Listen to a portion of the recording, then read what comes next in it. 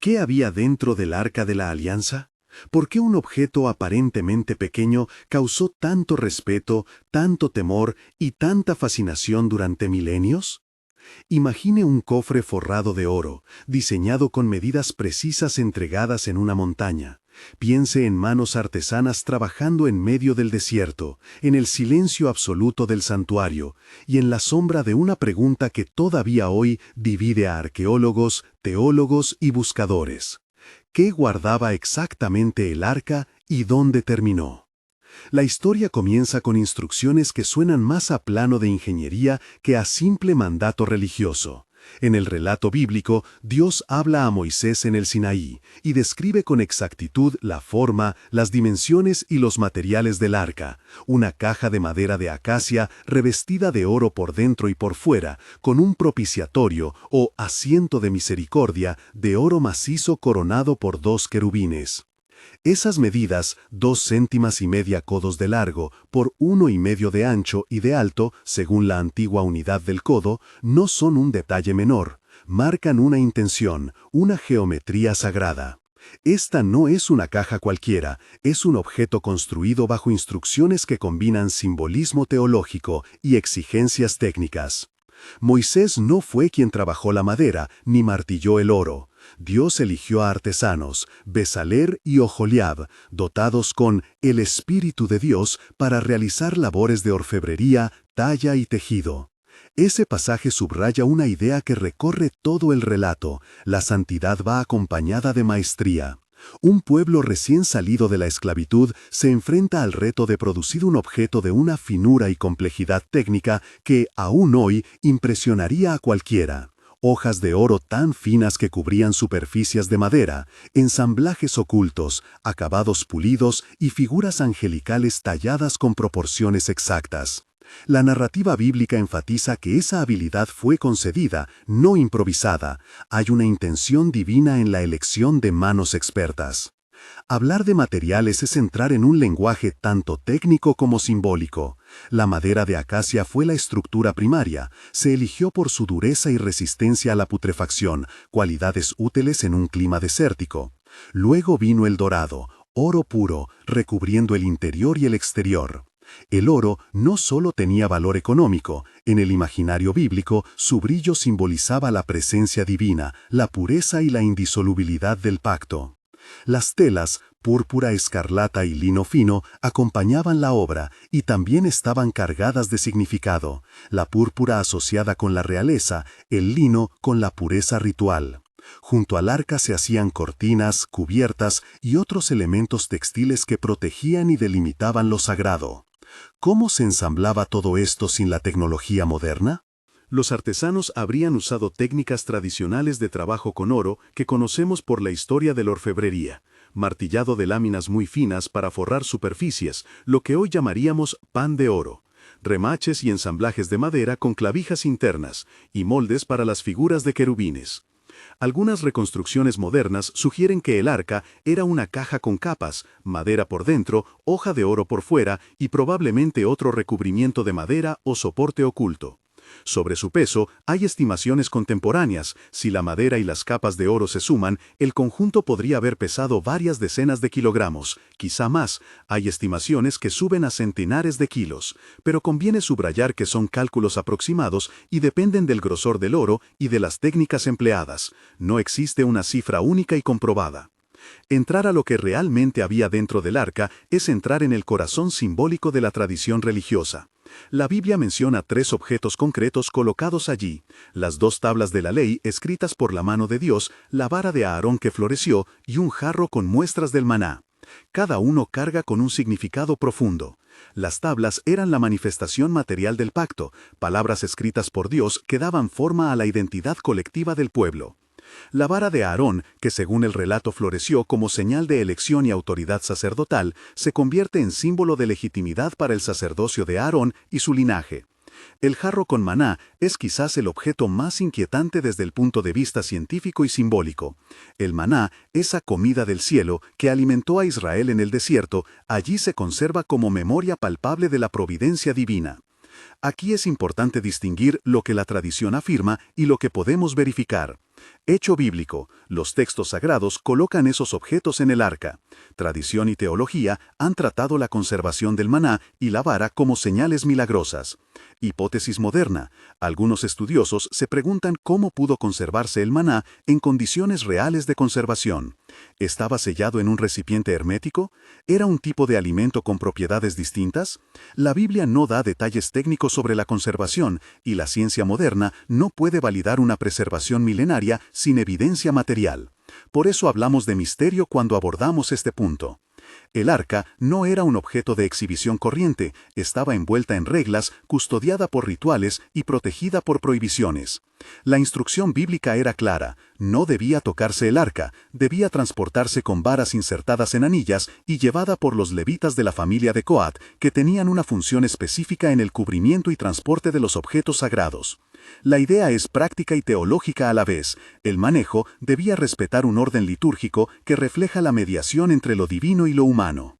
Uno de los episodios más dramáticos que subrayan el peligro asociado al arca es la historia de Uzá. Al trasladar el arca hacia Jerusalén en un carro, los bueyes tropezaron y Uzá extendió la mano para sostenerla. La narración cuenta que Dios lo golpeó y murió. Este pasaje ha sido interpretado de múltiples maneras, como advertencia sobre la sacralidad absoluta del objeto, como una sanción contra la familiaridad irreverente o como la consecuencia de violar normas establecidas para el transporte. Desde una perspectiva religiosa, enfatiza que lo sagrado impone límites claros. Desde una perspectiva racional, plantea preguntas sobre la naturaleza de la sanción. Aquí aparece la tensión que atraviesa todo el tema. ¿Qué fuerza invisible protege al objeto, o es la sanción una construcción teológica para afirmar la separación entre lo profano y lo santo? El día de la expiación concentra esa tensión ritual en una escena de alto riesgo espiritual. Solo el sumo sacerdote podía entrar al Santo de los Santos y lo hacía una vez al año, con preparativos exhaustivos, ayuno, vestiduras especiales, ofrendas y el ritual de la sangre del sacrificio. El encuentro máximo con la presencia divina se efectuaba con temor y temblor, porque la tradición sostenía que la visión de la gloria de Dios podía ser letal. Aquí la liturgia actúa como una tecnología de seguridad, series de pasos, palabras y sacrificios que regulan el acceso y protegen a la comunidad de una interacción inadecuada con lo sagrado. El uso del arca en batalla introduce otra faceta de su historia, su función simbólica y estratégica. En la conquista de Jericó, el arca fue llevada por sacerdotes en torno a la ciudad durante 7 días.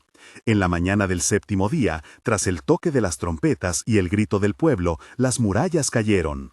La narrativa enfatiza cómo la presencia del arca se asocia a la acción directa de Dios en favor de Israel. Desde un punto de vista psicológico y militar, la marcha ritual habría tenido un potente efecto en la moral tanto de los defensores como de los atacantes. Ver a sacerdotes portando un objeto de apariencia divina y escuchar sonidos rituales puede quebrar la cohesión del adversario. Arqueológicamente, el asunto también es debatido. Hay quienes sostienen que los colapsos datados en ciertos estratos no coinciden perfectamente con la cronología bíblica, o que las evidencias sobre la forma exacta del derrumbe son objeto de interpretación. En todo caso, Jericó es parte de la memoria que asocia el arca con intervención decisiva. El episodio con los filisteos añade otra capa. Cuando los israelitas llevaron el arca al campamento para reforzar la lucha, y más tarde los filisteos la capturaron, la narrativa registra que la presencia del arca provocó calamidades donde quiera que fuera.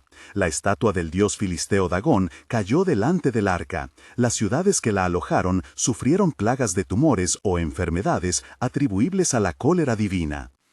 Esto ha sido interpretado de maneras diversas, desde una visión teológica que presenta el súbito castigo como manifestación de la soberanía de Yahvé, hasta lecturas más orientadas a la historia de las religiones que ven en la caída de la estatua una historia de humillación simbólica. Nuevamente, hay una línea fina entre lo que los textos afirman y las interpretaciones que la modernidad sugiere. Algunas de las descripciones de plagas o tumores han llevado a hipótesis modernas de nuevo, etiquetadas como tal, sobre causas naturales o contagios, pero esas explicaciones no agotan la dimensión religiosa del relato. La desaparición del arca constituye quizás el misterio más persistente. En 586 a.C., los babilonios de Nabucodonosor saquearon Jerusalén y destruyeron el templo de Salomón. En la crónica histórica, la narración del exilio es clara. Sin embargo, los registros babilónicos contemporáneos no ofrecen una lista inequívoca del botín tomado que incluya el arca. Eso abre interrogantes. Si el arca fue capturada, ¿por qué no aparece en las listas? Si fue destruida, ¿por qué la tradición no tiene un relato uniforme de su pérdida? Muchos han propuesto explicaciones y cada una trae su propio peso de evidencia y de mitología. Primera teoría: destrucción. Es posible, aunque no existe un testimonio directo que diga el arca fue quemada o destruida. Los asirios y babilonios a veces destruían objetos sagrados de enemigos, pero también coleccionaban botines valiosos. La falta de evidencias arqueológicas concluyentes hace que esta propuesta quede débil para algunos investigadores. Segunda teoría: escondite bajo el monte del templo. Esta hipótesis, respaldada por algunos arqueólogos y estudiosos, sugiere que sacerdotes o guardianes ocultaron el arca en un escondrijo bajo el propio recinto del templo para preservarla de la profanación. Es una explicación que cuadra con prácticas antiguas. Ante la inminencia de una caída, preservar reliquias en escondites era una posibilidad real. No obstante, aquí entra un obstáculo palpable. El monte del templo es un lugar de alta sensibilidad religiosa y política, y las excavaciones arqueológicas son restrictivas. Eso implica que aun si el arca estuviese allí, el acceso científico para confirmarlo es extremadamente limitado. Además, la ausencia de registros directos impide una verificación definitiva. Tercera teoría: la tradición etíope.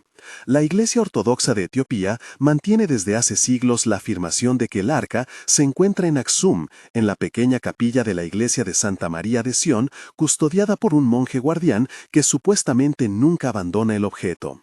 Esta versión se apoya en la obra medieval Kebra Nagast, que narra cómo el hijo del rey Salomón y la reina de Saba, Menelik I, habría llevado el arca a Etiopía. Se trata de una tradición poderosa, con fuertes implicaciones religiosas y nacionales en Etiopía, y que ha moldeado la identidad histórica de la iglesia local.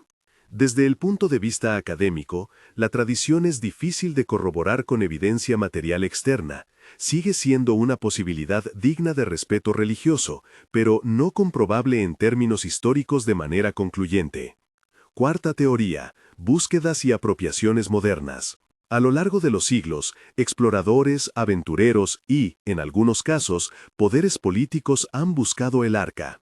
En el siglo XX, se documentan intereses de diversos grupos en la búsqueda de reliquias y artefactos bíblicos. Incluso, algunos miembros del régimen nazi mostraron interés en objetos religiosos antiguos como símbolos de legitimidad mítica. Esto es un hecho histórico documentado en el sentido de que individuos o instituciones buscaron reliquias. Sin embargo, la implicación de tales episodios en la localización real del arca es, en el mejor de los casos, indirecta.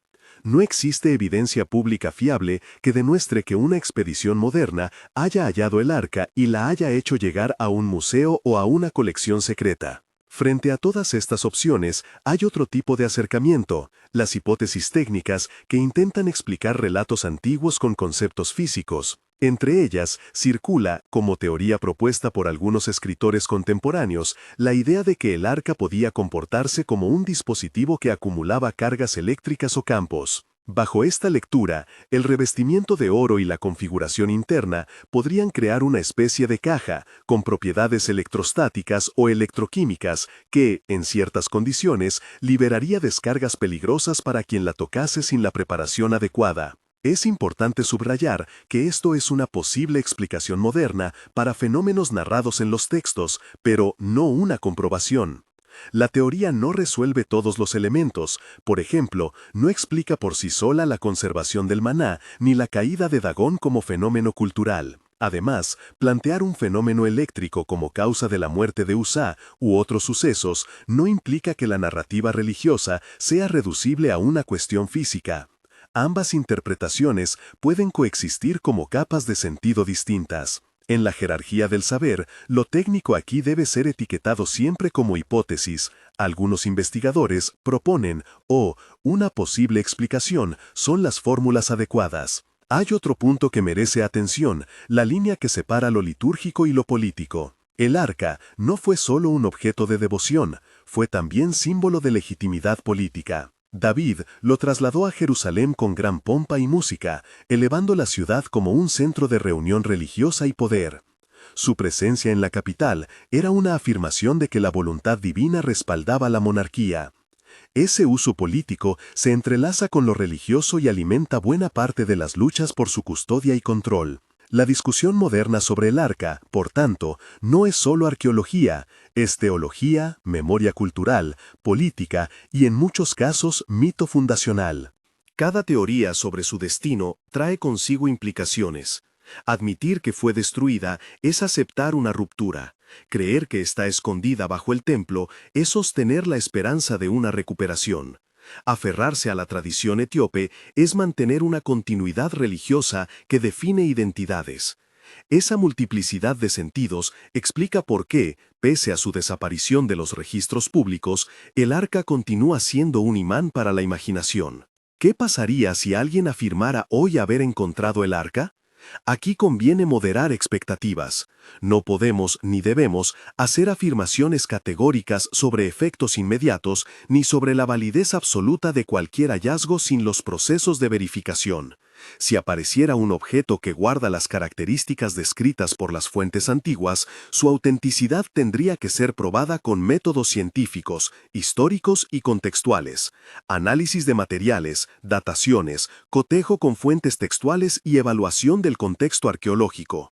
Además, habría que considerar las implicaciones religiosas y políticas de tal hallazgo, la custodia del objeto, el acceso ritual, el respeto a las tradiciones de comunidades que lo consideran sagrado. Por eso, las discusiones sobre qué ocurriría si suelen pertenecer al campo de la especulación responsable, no al de las certezas.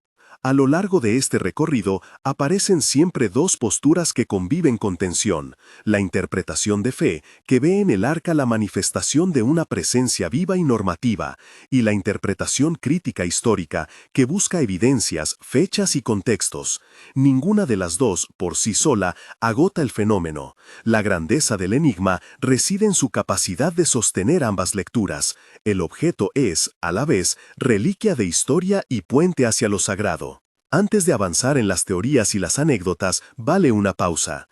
Si este tipo de misterios bíblicos te interesa y quieres profundizar en el lugar arquitectónico donde descansó el arca por siglos, quédate hasta el final y considera ver el video siguiente sobre la construcción del Templo de Salomón. Allí encontraremos el contexto físico y simbólico que dio sentido a este cofre sagrado. Sigamos entonces profundizando en detalles que a menudo se pasan por alto, pero que ayudan a construir una imagen más completa del arca y de su entorno. En primer lugar, la iconografía de los querubines. En el propiciatorio, los querubines aparecen uno frente al otro, con las alas extendidas por encima del asiento. No son meros adornos. En la teología del Antiguo Testamento, los querubines actúan como guardianes de la santidad divina. Su colocación sobre el propiciatorio sugiere la idea de que la divinidad mora entre ellos. Visualizar ese espacio es imaginar un punto de contacto, una interfaz entre lo divino y lo humano. En la liturgia, el propiciatorio es donde se colocaba la ofrenda de sangre y donde se realizaban los ritos que, en la concepción antigua, posibilitaban el perdón y la reconciliación. En segundo lugar, la cuestión de las varas y el transporte. Las anillas de oro en los costados del arca permitían insertar varas para llevarla. La instrucción era que las varas nunca se quitaran y que solo ciertas franjas levíticas tocaran las varas. Esa precaución parece práctica, evitar el contacto directo, pero también tiene una carga simbólica. Las varas representan el mediador entre la santidad y la comunidad, y su manejo por parte de los levitas define el orden del culto. Otro detalle técnico interesante es el posible ensamblaje interno del arca. Algunos estudiosos han especulado con la existencia de compartimentos interiores, profundidades que permitieran guardar objetos de manera separada. No hay especificaciones bíblicas al respecto, y la idea es una reconstrucción moderna plausible, no un hecho textual. Al hablar de estas posibilidades, es crucial recordar la diferencia entre lo que el texto afirma literalmente y lo que la arqueología o la historia material sugieren en términos de reconstrucción. El simbolismo teológico del arca también merece atención profunda. Más allá de ser un cofre con objetos, el arca encarnó la presencia de Dios entre su pueblo. En las comunidades antiguas, la presencia divina no era abstracta, se manifestaba en objetos, lugares y ritos. El arca era centro de identidad, memoria y autoridad. Por eso su pérdida fue traumática y su memoria perdurable. Cuando hablamos de la presencia, no nos referimos a un artefacto mágico, hablamos de un signo que organizó la vida religiosa, legal y social de una nación. Avanzando hacia el final, volvamos a la cuestión del paradero y a la pregunta del título. ¿Qué hay dentro del Arca de la Alianza? La respuesta más honesta es triple. Hay lo que los textos dicen que había: tablas, vara, jarro. Hay una serie de significados teológicos e históricos que esos objetos comunican, y existe un velo de ausencia y misterio sobre su destino final.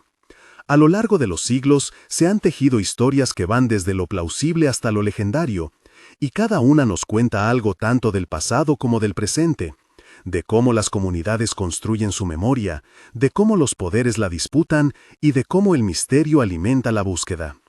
Si este relato te sorprendió o te dejó con ganas de más, suscríbete y no te pierdas el siguiente episodio, donde exploraremos la arquitectura y la construcción del Templo de Salomón, cómo se pensó un edificio capaz de alojar aquello que representaba la presencia divina y qué técnicas y materiales marcaron su grandeza. Hay más pistas sobre el contexto físico del arca en ese templo que ayudan a comprender por qué su desaparición fue tan sentida. Para cerrar, una última reflexión. El arca sigue siendo, incluso en su ausencia, un espejo de lo humano.